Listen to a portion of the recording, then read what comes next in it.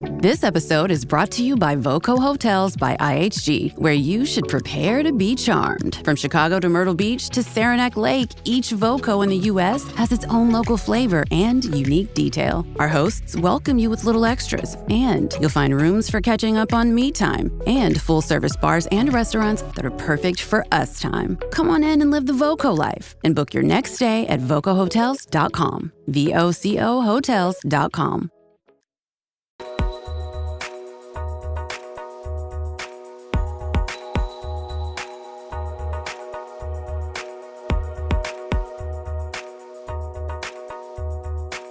Welcome to episode 94 of the High Volume Hiring Podcast. I am Stephen Rothberg. I am one of your two co-hosts and also the founder of College Recruiter job search site, where we believe that every student and recent graduate deserves a great career and that it should be easy and inexpensive for employers to hire them. I am joined today, as always, almost always, 99.8% of the time, I think, to be precise, for those like my co-host who are very data-driven, Jeanette Leeds. Jeanette, good to see you. Awesome. Good to see you too, Steven. Hi, everyone. Those who don't know me, Jeanette Leeds, also with College Recruiter now, along with HR Tech Advisor, AI Strategist, all sorts of fun stuff.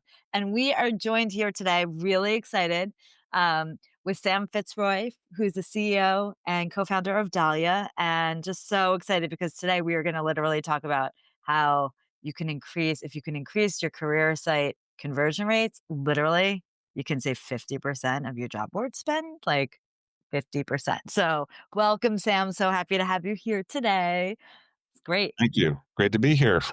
Awesome. Why don't we kick this off with usual? Give us a little bit of background and who are you and what's Dalia? Yeah, let's do it. So I'm Sam, co-founder here at Dalia.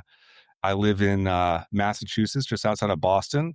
And Nice. today it's beautiful after Looks nice. straight of rain. So I'm happy to be out of that. I've been in the space, like the HR tech space, since 2008. I started at Indeed when it was a small startup. I was there for about 8 years, focused on ATS partnerships and product work with ATSs. Worked on the first version of their Quick Apply products that was, originally made to integrate into ATSs and try to fix the mobile issue, but now it has kind of morphed into this big thing. And I'm on the other end of it now with our customers. And it was one of the motivating forces to start Dalia after I left Indeed. But I was with the Muse for a couple of years and then started Dalia about 5 years ago. Awesome. Regular viewers and listeners will know that Jeanette and I are both love data and we actually use it to drive our decisions, not just to justify decisions we make later. Yeah. So one of the reasons I was really happy to have you on, Sam, is I think that you're a kindred spirit in that, and you kind of I think you probably have like that. I think I know the answer to this, but I'm happy to have the data prove me wrong. Yeah. And I think, we'll have some interesting things to talk about. So tell us a little bit about Dalia's product. If I'm an employer doing a lot of hiring, why would I want to talk to Dalia? What is it that you can help me with? So our product is a candidate conversion platform. And we focus specifically on career sites and improving the conversion rate of visitors to career sites to completed applications in the ATS. And most of the employers that use Dalia are facing really similar challenges, which is they have steep hiring goals. Typically, they're hiring in industries where there's a shortage of talent, or it's just hard to find, even in this economy, like healthcare, skilled trade, or there's just really high turnover, like food service. And so the common theme is they're hard to find candidates. Most of the companies that use us are hiring at pretty high volumes. They have just become, over the years, very dependent on job advertising to fill that volume, to fill the pipeline. Which is great, and we should just end the episode right there. Right. And it works some of the time, right? Some of the time. True. Absolutely. But there's been a real push recently to basically do more with what you already have with your existing candidate databases, just kind of maximizing all the effort employers are putting into their own career sites. And so that's really what Dalia is meant to do, is just help these employers, large employers, kind of maximize their own career sites and the people who visit, engage them in a better way. I love that. And it's for me, I always think about all the different ways you can recruit or engage like to me, variety is best, right? Like it's never a one size fits all approach and you always have to iterate and things are always changing. But, it's a point when someone's on your career site, like they're there because they're interested, right? Yeah. And so harnessing that. So maybe talk a little bit more about or maybe give us an example of like how one of your, obviously high volume since this is a high volume podcast, has used that to engage and transform and, quickly increase that conversion rate. Yeah. So we have high volume across a bunch of industries. Healthcare is really Yeah. interesting. When it's both healthcare and high volume, that's where we see the magic happen. Huh. Usually those employers are kind of suffering in a really big way because there's a candidate shortage. But then Right. if their career site doesn't have strong conversion, they just have to spend that much more money on advertising to get candidate flow. So like a typical example in healthcare is nurses who might be using their phones primarily if they're looking Yes. for work. When they hit our customer's career site, generally the only option to connect or do something is to apply, and that's hard and not easy depending on the ATS. So they'll Yeah. drop. Or if it's not that, maybe they'll have limited other connection options like a talent community that's not even available from the job page or buried in the footer. So like there's just a ton of missed opportunities. And that's why Mhm. these companies turn to Dahlia to basically help them for everybody who's showing interest and is there, but is on Yeah. their phone or might not be ready to do something like on their first time visiting. Right. You quickly connect with that candidate and just connect to them and then keep them interested over time with automated notifications. So it really is about reducing missed opportunities with the great candidates who are on your site, but just not converting at that moment. So when the other day you and I were on a call and you were kind of showing me what Dahlia looks like, and for the benefit of the listeners and the viewers, I'll do my best to quickly describe it. Sure. Sam is being very kind and like not pitching from the podium, which we love. Yeah. But I think a bit of a sort of a visual picture will help. And essentially like picture going to an ATS to a career site. Maybe you're looking at a job posting and you move your cursor, your mouse to another tab because you didn't find what you were looking. You're going to go back to Google, Indeed, College Recruiter, wherever. Dahlia sees that as an indicator that you are likely not going to apply. And if you don't apply, you're like a tree falling in the forest. Like the employer doesn't know you're there, they can't do anything about it. So it'll point you to another job. It's like, oh, you weren't interested in that job? Maybe you are in this one, this one, this one. Or enter your email address here and we'll get back to you. So like the mobile experience, you find a job that you want, you can't apply to it because you're on your phone, but you'll get that email reminder. So, Yeah. one of the things that you just said about that experience, Sam, caused me to remember something else you told me in our call the other day. And that is you kind of look at different candidates differently. Like you Mhm. treat them differently, if I may. Like you've got organic candidates that are coming from, say, Bing, Google, whatever, that the employer is not paying for that traffic. And then you've got the sponsored traffic coming from job boards, Right. LinkedIn, Indeed, whatever. Talk to me about the differentiation. Like, why do you differentiate and how? Yeah. I mean, this is a good kind of reminder of your original point about following the data. Hmm. So when we first started with Dahlia, the product that we have today is very different from what we started with because of all the data that we followed to adapt the way we do things. One of those things is we started looking at the actual conversion to hire, the quality of applicants across our customers. So looking at all of their ATS data, not just from Dahlia, but from all sources to understand what external channels were driving the best qualified applicants who got hired at the greatest rates. And what we see consistently across our clients is that applicants who apply from organic career site traffic generally get hired 3 to 4 times more often than applicants from paid sources. Oh, Wow. So interesting. that was kind of a light bulb moment for us to kind of collecting this data. And so we've definitely adjusted how we engage candidates. And so we really prioritize candidates visiting organically. And in fact, for some of our customers, for the paid advertisers they run, we just will not show Dahlia to that audience because if we do reconvert them, their hire rate is just as low as those sources without Dahlia. So our goal is Oh, to increase the overall quality pool, by focusing on the most interested qualified candidates, and that we just see that consistently coming from organic traffic. So that's one of the data points that we follow to adjust the way we do things. Yeah.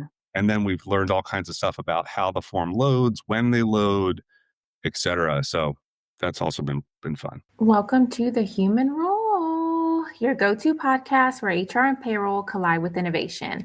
I'm your host, Tiana Neal, and every month I'm diving deep with industry experts and change makers, bringing you real talk insights, practical tips, and fresh takes you won't hear anywhere else. Whether you're a leader, practitioner, or just curious about the latest HR and payroll trends, I've got you covered.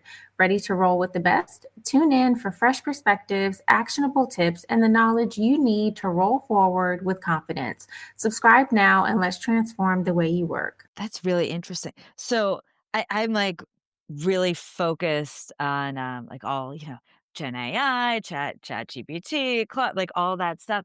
Are you seeing like it's interesting because, by the way, just little plug, like no one should be using all these tools as a search engine, but we know at times people are. Like if someone's like, hey, where do I find a nursing job, or what's the best like places to go, or what companies? Like, are you tracking like conversion coming from these new, right, like Yeah. AI sources versus, and like what are you seeing? I feel like we didn't even talk about this in the green room, but I'm like I sort of love this. curious. This is not a question that I Yeah. thought of. I am Yeah. so happy you asked this. Yeah. I mean, we definitely see where the inbound traffic comes from. We can Yeah. use that to kind of control how we show the Right. product. But yeah, we're seeing more and more come from ChatGPT. Yeah. And then like there's a long tail of others, but the Yeah. share of overall traffic from ChatGPT to career sites is increasing for sure. It's still not as big as Google for most of our customers. Right. However, like it is definitely the fastest growing channel of anything. Yeah. So Yeah. yeah. In Interesting. terms of its conversion, we don't know yet. We don't know, but Okay. Yes. I was like, I can pepper you with a million I feel like, oh, yeah, is it different by like different jobs or industries or whatnot? But it's probably the headline is it's growing, like, and it'll yeah. be interesting to see sort of like, I'm curious what that conversion rate Are they more ultimately will be. intentional? Are they Right. Are less? they not? Yeah. It'll be well, it sounds like we might need to have you back in like 6 months and be like, can you tell us the data on there? What's We'll happening? look into it. So, Yeah. yeah. What Dalia is doing for employers reminds me, and I think this is going back 15 years ago, maybe 20 even, what Jobs to Web promised to do, and really made a big improvement. Like the ATS, especially at that time, were really, really candidate unfriendly. Mm, Yeah. And Jobs to Web essentially put a skin on the ATS that mhm, made them a lot more candidate friendly, did not interfere with the recruiter experience because it was just the front end. I right. kind of see Dahlia doing something similar, but in a more advanced way. Because Jobs to Web was largely like, I think you used the phrase talent community, Yeah. which when you and I were talking the other day, I think I used one of my standard jokes. Talent communities have nothing to do with talent because anybody can join them. And they definitely don't have anything to do with community because there Yeah. is no community there. It's an email list. Is that a fair description? Like it's like a 2020s version of Jobs to Web from 15 years ago? Like just much more updated, much more fully featured? I mean, it could be. I think Jobs to Web was awesome. Like that kind of changed the game for most employers of like, there are more channels and your career site can actually become a channel now. I think that they may have set the precedent for that. Hmm. But now there's like so many platforms. There's Phenom, there's Paradox has career sites now. Yeah. So, what we're finding is like, it's really about maximizing, right? And the difference I think with Dalia and what we're doing, and I don't know how this varies from Jobs Web, is just we're very active and engaged through the job seeker lens with job seekers. So every product that we build and design is really for the job seeker with them in mind. So Mm, how can somebody sign up and connect easily? How does the matching work from their perspective? How often should they be receiving notifications? One of the things that we found early is that email didn't really do much. So we tested sending notifications over text message yeah. and again, follow the data. And now that drives 75% of the applications from Dalia. Makes So sense. email is nearly irrelevant at this point. So that's kind of, we just follow what job seekers engage with. And we find that it's text, it's being incredibly mobile friendly. If we can improve the actual ATS application process, we'll do that. So we're doing that more and more, just converting an ATS process into a seamless flow that we can handle. But yeah, like I think the evolution here is we've taken it to the job seeker and just built for them. But what's similar, I guess, Stephen, is that we try to keep it totally hands off for the recruiting teams. Yeah. Their process should not change. They don't have to change a thing to get the benefits of Dalia. I love that. So it's like effectively, I mean, the premise is optimize around the candidate, which then ultimately is a win for the employer. I mean, that's what it comes down to. That's really interesting. So from a candidate perspective, you're literally just engaging with them in a way that they want to and like reminding them. And again, it's just, and that by increasing the conversion rate, like that's how the employer then can, save all this money from the paid part. I mean, that's effectively, Yeah. that's And I amazing. mean, our goal is to kind of transform the experience that they currently see to just something incredibly candidate friendly, no matter what the career site platform is. And the data has been Yeah. pretty incredible so far for most of the companies that use Dalia. At a minimum, we can double the application flow from their organic career site traffic.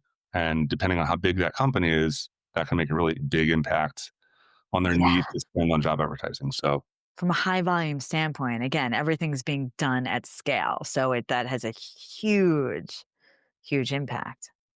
Wow. Love it. Love it. Well, I'm looking at the time here. We're at 15 minutes. So I don't know if we have time for one more question, Stephen, or if we should wrap it up. I'll let you. I'm good. This has been great. This is really interesting. And I think too, like Jeanette, I think you were sort of saying like kind of like an all of the above strategy, right? Like none of this is like you need to replace your ATS to use this. You need to stop buying traffic from job boards and focus on, right? It's an all of the above strategy. Some candidates are going to come to you via job boards. Some of them will come organically. Some of them will come from Chat GPT. And we need to be there for the candidates as they want us to be there and when. So I think this is fantastic. Well, Sam, thank you so much for spending so much time with me this Yeah. week, including yeah, in this. absolutely. My apologies for taking you away from things that you enjoy. I enjoyed this. We're good. All right. Excellent. Love it. Cheers. See you in a couple weeks, Thanks, Jeanette. everyone. This episode is brought to you by LifeLock. It's Cybersecurity Awareness Month, and LifeLock has tips to protect your identity. Use strong passwords, set up multi-factor authentication, report phishing, and update the software on your devices. And for comprehensive identity protection, let LifeLock alert you to suspicious uses of your personal information. LifeLock also fixes identity theft, guaranteed or your money back. Stay smart, safe, and protected with a 30-day free trial at LifeLock.com/podcast. Terms apply.